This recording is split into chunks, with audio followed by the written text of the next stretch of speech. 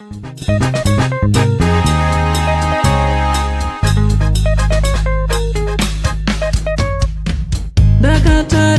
kudenga mtsotsi pamatama ose. Right, mastreets esocial media ndinoswera ndichitenderera ndichivheta kuongorora kuti zvinhu zviri kufamba sei. Ndabva ndasanganawo naBounty Lisa, right? Bounty Lisa the ex-wife waSoulja Love, okay? Soulja Love chibaba vakambonetsa mumastreets imomo esocial media.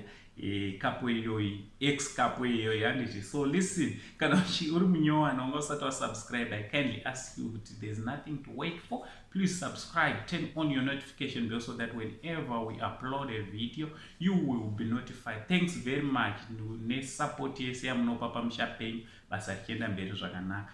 So teerera mumastreets esocial media ndinoswera ndichitenderera ndichiona zvinhu zviri kufamba sei. Ndabva ndasangana naBounty Lisa vave kunzi mai munake. She was after divorcing Soulja Love, she went ahead and got married again, and she's happily married to her husband anonzi Paulo, anditi Saulo Paulo mazita also anenge anomafarira anditi.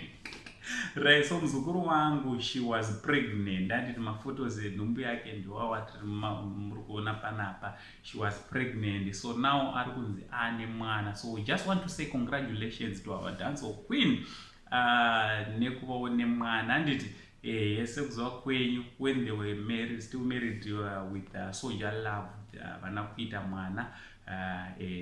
So apapa Bounty Lisa ane mwana. So we just want to congratulate her and her husband. Anditi nemwana wavo. So chinhu chinofadza ichocho. Anditi wazukuru, what do you think? Let's comment comment section and tell us what do you think about Bounty Lisa.